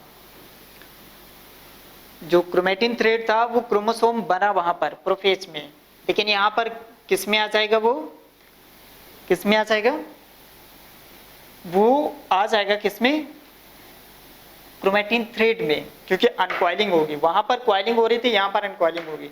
वहां पर न्यूक्लियर मेम्ब्रेन क्या हो रही थी, ब्रेक हो रही थी, खत्म हो रही थी, यहाँ पर क्या हो जाएगी, रीअपियर या रीफॉर्म हो जाएगी। और न्यूक्लियोलस भी तो दोबारा से रीअपियर हो जाएगा, न्यूक्लियोलस रीअपियर। और इसमें से जितनी भी चीजें दूसरी हैं, जैसे एंडोप्लाज्मिक रेटिकुलम हो गया, गोल्ची कॉम्प्लेक्स, और दूसरा हम लोग फिर लाइसोसोम जो भी है, तो ये सब क्या हो जाएंगे, रीअपियर, दोबारा से बन जाएंगे। रीफॉर्म हो जाएंगे, सिंथेसाइज हो जाएंगे। तो इतना आपको याद रखना है कि इसमें से जो क्रोमोसोम के फॉर्म में इसके पहले थे तो क्रोमैटिन थ्रेड के फॉर्म में आ जाएंगे, क्या हो जाएगा, अनकॉइलिंग हो जाएगी इसमें से, और फिर इसमें वहां पर न्यूक्लियर मेम्ब्रेन क्या हो रही थी, ब्रेक हो रही थी, तो यहाँ पर क्या हो जाएगी, रीअपियर हो जाएगी दोबारा से। और रीअपियर कैसे होगी, देखिए ये एक पोल हो गया, ये एक पोल ये हो गया, तो इसमें ये ऐसे करके यहाँ पर क्या हो जाएगा, न्यूक्लियर मेम्ब्रेन बनेगी, यहाँ पर एक ऐसे न्यूक्लियर मेम्ब्रेन बनेगी, और यहाँ पर बीच में ऐसे एक क्या हो जाएगा, यहाँ पर एक ऐसे सेल वॉल बनने की कोशिश होगी। अब यहाँ से सेल का डिवीजन होना स्टार्ट हो गया, अलग हो गया। जब ये डिवाइड होते हैं, क्रोमोसोम से क्रोमैटिड्स बनते हैं, तो उसको हम लोग बोलते हैं कैरियोकाइनेसिस, और जब इस तरह से डिवीजन होता है तो उसको हम लोग क्या बोलते हैं, साइटोकाइनेसिस बोलते हैं। इस तरह से ऐसे, ये क्या है, ये साइटोकाइनेसिस है। देखिए इसमें, अब इसमें दो सेल बनेंगी, हमारे पास एक सेल ये है और दूसरी सेल ये है। हम लोग ये देखते हैं इसमें दो सेल बनी, तो दो सेल जो बनेंगे इसमें से, ये न्यूक्लियस और ये न्यूक्लियोलस, ये न्यूक्लियोलस हो गया, ये न्यूक्लियस हो गया, और उसमें जो क्रोमैटिन थ्रेड हैं कितने हैं, 4 हैं, और वो 4 के चारों क्रोमैटिन थ्रेड हमको यहाँ पर मिलेंगे, ठीक है ना, 4 उसमें थे, 4 इसमें हैं, ऐसे ये हमारे पास क्रोमैटिन थ्रेड के फॉर्म में आ गया, ठीक है, ये ऐसे ये क्रोमैटिन थ्रेड के फॉर्म में आ गया, ये हमारे पास क्रोमैटिन थ्रेड के फॉर्म में आ गया। अगर हम लोग देखेंगे यहाँ पर एंडोप्लाज्मिक रेटिकुलम की अगर बात करते हैं हम लोग यहाँ पर, तो देखिए कि कैसे मिलेगा हमको, यहाँ से इसमें से दोबारा से एंडोप्लाज्मिक रेटिकुलम आ जाएगी, गोल्जी कॉम्प्लेक्स आ जाएगा, ये सारी चीजें आ जाएंगी, एंडोप्लाज्मिक रेटिकुलम ऐसे ये, और ये गोल्जी कॉम्प्लेक्स आ जाएगा ऐसे, और बाकी चीजें जितनी भी है वो सब आ जाएंगी। तो ये पूरी सेल कैसे बनी, यहाँ से ऐसे डिवीजन हुआ, और इस डिवीजन को हम लोग क्या बोलते हैं, साइटोकाइनेसिस। और ये जो क्रोमोसोम ऐसे अलग अलग हुए हैं, फिर ये न्यूक्लियर मेम्ब्रेन बनी हुई है, इसको कैरियोकाइनेसिस कहेंगे। ये क्या चीज है, ये कैरियोकाइनेसिस। कैरियोकाइनेसिस का क्या मीन्स होता है, कैरियो मीन्स न्यूक्लियस होता है, तो अगर न्यूक्लियस का डिवीजन हो रहा है तो इसको हम लोग क्या बोलेंगे, कैरियोकाइनेसिस बोलेंगे। अगर साइटोप्लाज्म का डिवीजन हो रहा है तो उसको क्या बोलेंगे, साइटोकाइनेसिस बोलेंगे। बहुत बहुत सिंपल समझिए इसको, कि क्रोमोसोम डिवाइड हो गए, फिर इसमें न्यूक्लियर मेम्ब्रेन आ गए, न्यूक्लियर मेम्ब्रेन आने के बाद क्या जाएगी, साइटोप्लाज्मिक मेम्ब्रेन भी आनी चाहिए, तो वो ऐसे ही साइटोप्लाज्मिक मेम्ब्रेन होगी, और साइटोप्लाज्मिक मेम्ब्रेन के बाद फिर ऐसे एक पूरी सेल बनेगी। और ये जो मेम्ब्रेन बनती है यहाँ पर, वो कैसे बनती है वो हम बाद में डिस्कस करेंगे। पहले आज हम लोग ये इतना तो डिस्कस कर ले कि प्लांट सेल में वो कैसे फ्रैगमोप्लास्ट बनता है, एनिमल सेल में, सॉरी एनिमल सेल में कैसे फ्रैगमोप्लास्ट बनता है, प्लांट सेल में कैसे सेल वॉल बनती है, ये सारी बातें हम लोग करेंगे, लेकिन उसको बाद में करते हैं। पहले हम आज इतना देखते हैं इसमें से। अब देखिए ये हमारे पास ये दो सेल बिल्कुल एक जैसी मिली है, इसमें भी जो जिस टाइप का क्रोमोसोम है उसी टाइप का इसमें भी है, जैसे ये है वैसे ये भी है, ये है और ये है। बात समझ में कि बिल्कुल एक जैसे हैं, कहीं कोई डिफरेंस नहीं है इसमें से। और ये कुछ अलग नहीं है, एक हमारे पास क्रोमोसोम था, इसकी हमने फोटोकॉपी करा के ऐसे कर लिया और इसको दो जगह में ऐसे डिवाइड कर दिया। ये ऐसे जब इसकी फोटोकॉपी हुई है तो वो अलग नहीं हो सकते हैं ना, बिल्कुल एक जैसे होंगे। तो इसको हम लोग क्या बोलेंगे, इसको हम लोग नाम दे देते हैं डॉटर सेल। क्या नाम देंगे इसको, डॉटर सेल। ये दोनों डॉटर सेल है। और हम पहले ही बता चुके हैं कि बायो में से फीमेल को स्टैंडर्ड माना गया, तो हम लोग डॉटर इसलिए दिया गया। सन सेल भी तो नाम दे सकते थे ना, लेकिन हम लोगों ने नहीं दिया, डॉटर नाम दिया है, क्योंकि स्टैंडर्ड तो उसी को ही मानते हैं। दूसरी बात करते हैं, इसको हम लोग अभी समराइज कर लेते हैं। आइए इसको समराइज करते हैं कैसे क्या है। चलिए इसको हम लोग माइटोसिस डिवीजन को समराइज करते हैं। कैसे समराइज करते हैं, देखिए इसमें हम लोगों ने एक्चुअल में क्रोमोसोम कितने लिए थे, 4 लिए थे। वो भी हमारे क्रोमोसोम कैसे थे, डुप्लीकेटेड क्रोमोसोम थे। देखिए यहाँ पर हम ऐसे बनाए दे रहे हैं, लेकिन आप लोग वही वाला क्रोमोसोम बनाइएगा, ये वाला क्रोमोसोम ऐसे इस तरह से यहाँ 20 से ऐसे जोड़ के तब ये क्रोमोसोम बनाइएगा ऐसे, ठीक है ना, ये वाला क्रोमोसोम। फिर भी हम ऐसे बना दे रहे हैं आपको इस तरह से। हमारे पास ये क्रोमोसोम थे जैसे क्रोमोसोम ये हो गया, ये हो गया क्रोमोसोम। हमने ये 4 क्रोमोसोम लिए थे, एक सेल के अंदर 4 क्रोमोसोम थे। इनको मैंने कहाँ बांटा, 2 सेल में बांटना था इसको मैंने। देखिए 2 सेल में हमने क्या किया, कैसे बांटा हुआ है, आइए देखते हैं। इसमें से हमने क्या किया, माइटोसिस डिवीजन करी हुई है। इसमें से इसको ब्रेक किया, स्प्लिट किया, स्प्लिट किया तो एक जगह ये आ गया, दूसरी जगह ये आ गया। इसको स्प्लिट किया हमने तो हमारे पास एक सिस्टर क्रोमेटिड ये बट गया, दूसरा सिस्टर क्रोमेटिड ये बट गया। इसको स्प्लिट किया हमने तो एक ये चला गया और दूसरा ये आ गया यहाँ पर। और जब इसको स्प्लिट किया तो एक हमारे पास ये आ गया और दूसरा हमारे पास ये आ गया।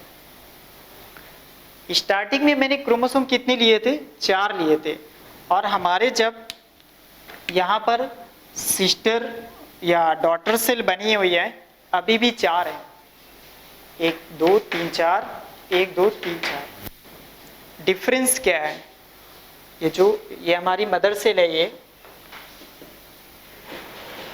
और ये हमारे पास क्या है, ये डॉटर सेल है। ये क्या है, डॉटर सेल है ये। तो इस मदर सेल और डॉटर सेल में हुआ क्या है, 4 हमने यहाँ पर लिए थे और जो डॉटर सेल 2-2 बनी है, यहाँ पर भी तो बनी हुई है, ऐसे 4 ही तो बनी हुई है। यहाँ पर देखिए क्रोमोसोम 4 है, इसमें भी 4 है, इसमें भी 4 है। डिफरेंस क्या है, यहाँ पर जो क्रोमोसोम लिए थे हमने, वहां पर क्या था, यहाँ पर क्या था, डुप्लीकेटेड क्रोमोसोम थे यहाँ पर क्रोमोसोम। और यहाँ पर क्या है, नॉन डुप्लीकेटेड क्रोमोसोम है। ये क्या है, यहाँ पर नॉन डुप्लीकेटेड क्रोमोसोम है हमारे पास, ये है। इतना डिफरेंस है। ये मान के, और डुप्लीकेटेड क्रोमोसोम हुए कहाँ, इतना होने के लिए उस सेल को जो एस फेज है, एस फेज में ही तो डुप्लीकेशन होता है, कोई भी सेल है इसको इससे होकर ही गुजरनी है। एस फेज में डुप्लीकेशन होता है ना, अगर यहाँ पर क्रोमोसोम कैसा है, नॉन डुप्लीकेटेड है, वो एस फेज से निकलेगा तो यहाँ पर कैसा हो जाएगा, डुप्लीकेटेड हो जाएगा। इसका मतलब है अगर सेल डिवीजन होना है तो इंटरफेज होना है, और उस इंटरफेज में एस फेज होना बहुत जरूरी है। ये दिमाग में रखिए, क्योंकि अगर वो जैसे किसी चीज को बांटना है तो उसको फोटोकॉपी करा लिया जाता है, उसका कंटेंट डबल किया जाता है। हमारे पास एक सीट है, उसको 2 जगह पे बांटना है तो क्या करना होगा, उसकी फोटोकॉपी करा लीजिए, 2 जगह पे बढ़ जाएगी। ऐसे ही हमने यहाँ पर एस फेज में क्या किया, हमारे पास एक थी, एस फेज में लाके उसको डुप्लीकेटेड किया मैंने, उसको क्या किया, उसकी फोटोकॉपी कराई। जब डबल हो गया तो उसको सेपरेट 2 जगह में बांट दिया। यही माइटोसिस है और कुछ नहीं है। माइटोसिस में मैंने देखा क्या कि इक्वल क्रोमोसोम नंबर आ रहे हैं, इसमें भी 4 थे, इसमें भी 4 है, इसमें भी 4 है, हर जगह 4 है। मदर सेल में भी क्रोमोसोम, और जो 2 डॉटर सेल बनी हुई है उसमें भी 4 ही क्रोमोसोम है। तो माइटोसिस को हम लोग क्या बोलते हैं, इसीलिए इक्वल आए हुए हैं तो इसको बोलते हैं इक्वेशनल डिवीजन। क्या कहते हैं इसको, इक्वेशनल डिवीजन बोलते हैं, इसलिए ये इक्वेशनल डिवीजन है। क्लियर हो गई बात, ना कम और ना ही ज्यादा, एकदम बराबर बराबर हो रही है। अब ये बात आती है कि इस तरह की सेल कहां पर होनी चाहिए। जितनी भी सोमैटिक सेल हैं, ये माइटोसिस इस टाइप का कहां पर होगा, सोमैटिक सेल में। अब बात आती है सोमैटिक सेल किसे कहते हैं, बहुत सिंपल सी बात है और जानना भी बड़ा जरूरी है कि सोमैटिक सेल कहां पर होती है। तो सोमैटिक सेल कहां पर होती है, सोमैटिक सेल किसे कहते हैं, ये समझ लीजिए। तो देखिए इसमें बहुत ज़्यादा आपको सोचना नहीं है, बहुत सिंपल सा ये समझना है कि स्पर्म सेल और एग सेल इनको छोड़ दीजिए, ये गैमेटिक सेल में आएंगी, और स्पर्म सेल और एग सेल को छोड़ के जितनी भी बॉडी में सेल आ रहे हैं सब सोमैटिक सेल हैं। हमारी ये जो बॉडी की सेल है, ये सारी की सारी, हाथ पैर नाक दांत, ये सब क्या है, सब सोमैटिक सेल हैं। आप खुद सोचिए, मान लीजिए यहाँ पे कट लग गया, मेरे हाथ में यहाँ पे कट लग गया किसी भी तरीके से, तो वो कट हील हो जाएगा ना, भर जाएगा। अगर वो भरेगा तो उसकी जैसे दूसरी स्किन की सेल है तो उसी की जैसी दूसरी भी सेल तो वहां पर आएंगी ना, बिल्कुल सिमिलर उसी की जैसी सेल आएंगी। अगर उसमें से क्रोमोसोम नंबर कम या ज़्यादा हो जाए तो कितनी बड़ी प्रॉब्लम है कि अगल बगल वाली किसी और नंबर की क्रोमोसोम है और जो नई आई है किस वो उसमें से कुछ दूसरे नंबर की क्रोमोसोम है, कितनी बड़ी प्रॉब्लम आएगी, बहुत सारी प्रॉब्लम्स आ जाएंगी। अगर इतनी सारी प्रॉब्लम्स आ जाएंगी तो बहुत दिक्कत होगी, वो जो नई सेल है उसके साथ एडजस्ट नहीं कर पाएंगी। तो सोमैटिक सेल या सोमैटिक बॉडी में कहीं पर भी अगर डिवीजन होना है, नई सेल बननी है, तो उसमें कैसा डिवीजन होगा, माइटोसिस डिवीजन होगा या इक्वेशनल डिवीजन होगा। ये इतना आपको याद रखना है।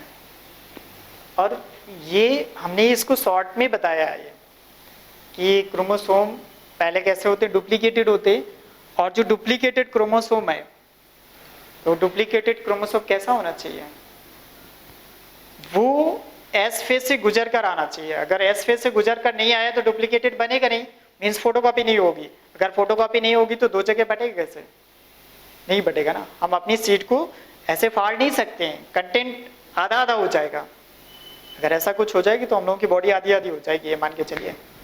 लेकिन हम लोग ये कर नहीं सकते हैं। हम लोग को करना क्या है, जो कंटेंट है एकदम सिमिलर जाना चाहिए दो लोगों में से।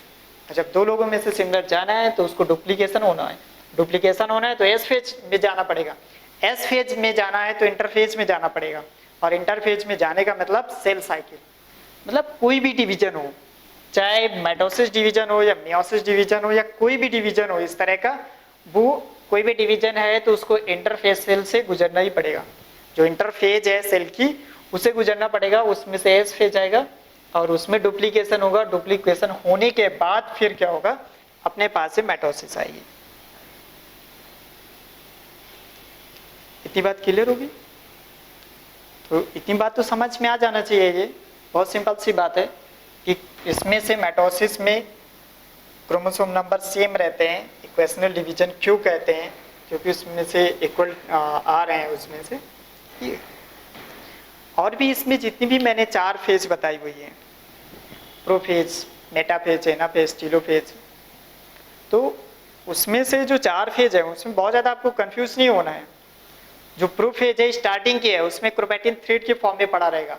उसको अगर मेटाफेज में जाना है, क्योंकि क्रोमोसोम बनेगा तभी तो डिवीजन होगा ना, तो उसको कंडेंस्ड होना पड़ेगा। प्रोफेज जो लेट प्रोफेज है उसमें से उसको कंडेंस्ड होना पड़ेगा, कॉइलिंग लेनी पड़ेगी। क्वेश्चन आता है कि इसमें कॉइलिंग ज़्यादा होगी या कम होगी या अनकॉइलिंग होगी, तो क्या होगी, कॉइलिंग होगी। वहाँ पर क्रोमोसोम और ज़्यादा कंडेंस्ड होता है।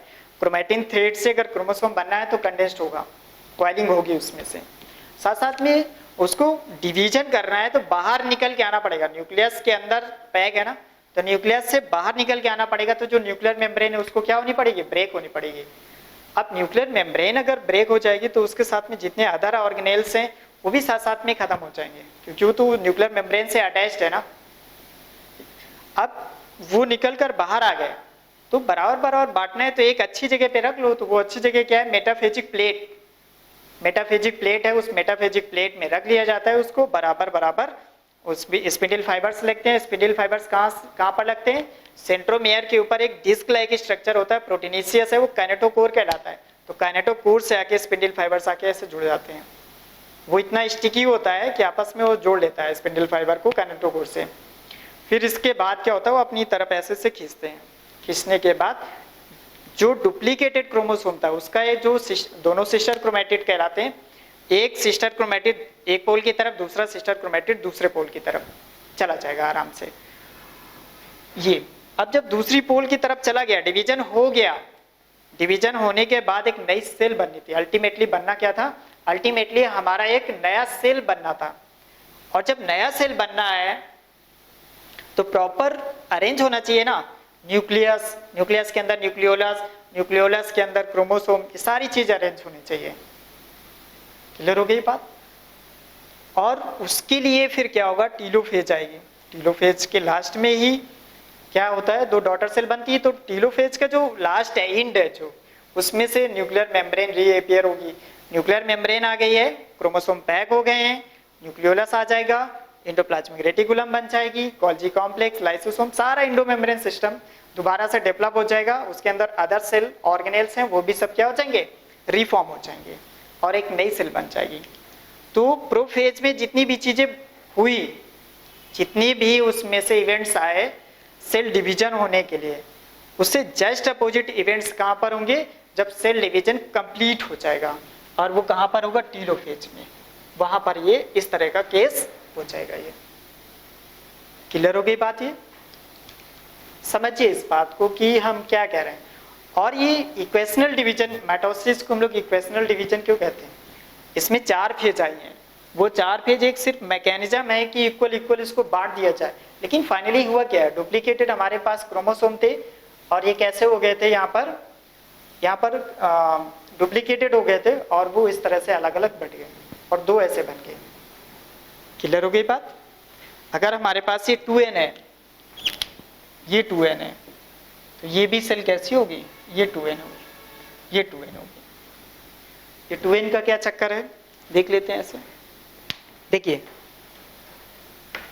कोई भी सेल है, जैसे हमारे पास नॉन डुप्लीकेटेड क्रोमोसोम ये है, एक ये नॉन डुप्लीकेटेड क्रोमोसोम, तो मान लेते हैं ये मेल से आई हुई है सेल, तो एक नॉन डुप्लीकेटेड क्रोमोसोम जस्ट ऐसी ही एक फीमेल से होगी, और इन दोनों को मिला के हम लोग एक साथ क्या बोलते हैं, 2n। अगर 2n na तो दोनों एक साथ रहते हैं, हमेशा होमोलोगस पेयर में रहते हैं, उसको 2n कहते हैं। बस आप इतना समझ लीजिए, एक जो सेट है मेल और फीमेल को, उसको हम लोग क्या बोलते हैं, 2n। इतना समझिए। हैप्लॉइड डिप्लॉइड एक अलग बात है, लेकिन 2n क्या होता है ये बस इतना समझ लीजिए। अब जैसे इसकी बात करते हैं तो इसमें एक डीएनए ये है ना, ऐसे ही है। अगर डीएनए का कंटेंट हम लोग यहाँ पर 2c मान लेते हैं, इस पूरे एक होमोलॉगस क्रोमोसोम इसका c है और इसका डीएनए अलग है यहाँ पर, इसको हम लोग क्या मानते हैं, c। अगर इसी को हम लोग डुप्लीकेटेड कर देते हैं ऐसे, जब S फेज में जाएगी तो डुप्लीकेटेड हो जाएगी, तो C ऐसे हो जाएगा, तो एक होमोलॉगस पेयर का जो कंटेंट आएगा वो कैसा आ जाएगा, 4c आ जाएगा, 4c। अब ये कैसा है, अब ये 2c है, इसका c इसका c, n 2n हो गया, c 2c हो गया। अगर वो डुप्लीकेटेड फॉर्म में चला गया, अगर वो डुप्लीकेटेड फॉर्म में चला गया तो उसका डीएनए का जो अमाउंट है, डीएनए अमाउंट, वो कैसा हो जाएगा, 4c आ जाएगा, क्योंकि एक DNA c homologous pair male और फीमेल का 2c, लेकिन वही अगर होमोलॉगस पेयर डुप्लीकेटेड हो गया है तो क्या हो जाएगा, 4c हो जाएगा। ये क्लियर हो गई बात। कितनी बात समझ में आ गई कि नहीं आ गई, बताइए जल्दी से। तो मेरे हिसाब से तो समझ में आ जाना चाहिए। डीएनए कंटेंट है, हम लोग सेल साइकिल में अगर हम लोग बात करते हैं तो सेल साइकिल में अगर डीएनए कंटेंट की बात कर लेते हैं तो आइए थोड़ा सा देख लेते हैं उसको यहीं पर।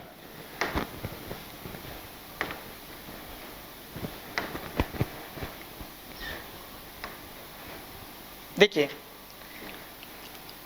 हमारे पास में ऐसे सेल साइकिल, ये G1 हो गया, S हो गया, G2 हो गई है, ऐसे। अगर हम लोग एक क्रोमोसोम ये देखते हैं ऐसे, यहाँ पर कैसा था, होमोलॉगस क्रोमोसोम था, एक डीएनए था AC दोनों को मिला के कितना था, 2c। एक होमोलॉगस पेयर है ये, एक होमोलॉगस पेयर, इसको 2 क्रोमोसोम अलग अलग नहीं, होमोलॉगस पेयर के फॉर्म में देखेंगे। और इसमें से जो S है, S में क्या हो जाता है, डुप्लीकेटेड हो जाता है, ये भी डुप्लीकेटेड हो गया, ये भी डुप्लीकेटेड हो गया। तो जब एक डीएनए रहता है तो C 2 है तो 2c 3c 4c, टोटल पूरे का कितना हो जाएगा डीएनए कंटेंट, 4c। यहाँ पर 2c रहता है, यहाँ पर 4c रहता है, ठीक है ना। यहाँ पर एक पेयर है ना, एक पेयर है NN, तो इसकी हम लोग प्लॉइडी क्या देखेंगे, 2 है, NN। अभी भी एक ही पेयर है, ऐसा नहीं 4 पेयर है, नहीं, एक ही पेयर हो है, लेकिन ये डुप्लीकेटेड पेयर है, तो इसकी अभी भी प्लॉइडी 2n होंगी। पेयर एक ही है लेकिन डुप्लीकेटेड सिंगल पेयर, 1 पेयर, तो इसकी प्लॉइडी अभी भी वही रहेगी। लेकिन डीएनए कंटेंट, डीएनए का अमाउंट कैसा हो गया, 4 हो गया। इसमें बहुत सारी प्रॉब्लम्स आती है बच्चों को, इसलिए स्पेशली मैंने इसको बता दिया है कि इसमें 2n 2c 2n 4c, क्योंकि डीएनए का जो अमाउंट है, कंटेंट है, वो कैसा हो गया, वो डबल हो गया है। अगर वो डबल हो जाएगा तो फिर ऐसा हो जाएगा। क्लियर हो गई बात ये। तो ये हमारा क्या रहा, ये माइटोसिस रहा। और इसमें से जितनी भी बची कुछ बातें हैं, हम लोग जब मियोसिस करेंगे तो उसमें सारी चीजें क्लियर हो जाएंगी। और इसको बहुत अच्छे से जितनी फेजेस मैंने बताई हुई हैं, टू द पॉइंट, आप अच्छे से इसको सुनिए, पहले लेक्चर को सुनिए, फिर इसके दोबारा से फिर देखिए और इसके नोट्स बना लीजिए। जो पॉइंट्स हैं आप कॉपी में लिख लीजिए कि अर्ली प्रोफेज में क्या होता है, लेट प्रोफेज में क्या होता है, ट्रांजिशन मेटाफेज में क्या होता है, कैसे पहचानेंगे हम लोग, मेटाफेज में क्या होता है, एनाफेज में क्या होता है, टीलोफेज में क्या होता है, और ये सेल साइकिल के बारे में मैंने बताया। फिर लास्ट में ये जो 2C 4C का कॉन्सेप्ट बताया, ये आप दिमाग में रखिए, आपको बहुत फायदा मिलेगा। इसके क्वेश्चन कहीं भी अटक नहीं सकते। और इसको इसमें अभी और बताना है, मियोसिस जब हम लोग पढ़ाएंगे तब और बताएंगे इसमें से, लेकिन आप पहले इतना कर लीजिए ताकि मियोसिस में ना अटके आप। मियोसिस मोस्ट इंपॉर्टेंट टॉपिक है ये for the purpose of NEET question. NEET में जो क्वेश्चन आते हैं वो मियोसिस से ही आते हैं, ना कि माइटोसिस से आते हैं। लेकिन mitosis is the basic of the meiosis. अगर आपको माइटोसिस समझ में नहीं आए तो मियोसिस आपको समझ में नहीं आएगी, क्योंकि 4 फेज तो सेम उसमें भी रहती है। इसमें एक बार डिवीजन हुआ, उसमें 2 बार डिवीजन हो जाता है, और उसमें 2 बार डिवीजन होना कोई बड़ी बात नहीं है। ये अगर एक बार डिवीजन हो जाएगा, एक बार डिवीजन अगर समझ में आ गया तो दूसरा और डिवीजन कराने में आपको क्या तकलीफ है, कुछ नहीं है। अगर ये अच्छा समझ लेंगे तो उसको भी करा लेंगे हम लोग। तो आज का लेक्चर इतना ही है, आप इसको बहुत अच्छे से समझिए। फिर हम लोग नेक्स्ट लेक्चर में मिलते हैं मियोसिस में। और मियोसिस हमारी गारंटी की, अगर इसको आप अच्छे से पढ़ लिया तो उसमें कहीं एक क्वेश्चन में नहीं अटकेंगे, ये हमारी गारंटी है। चलिए, ओके, थैंक यू।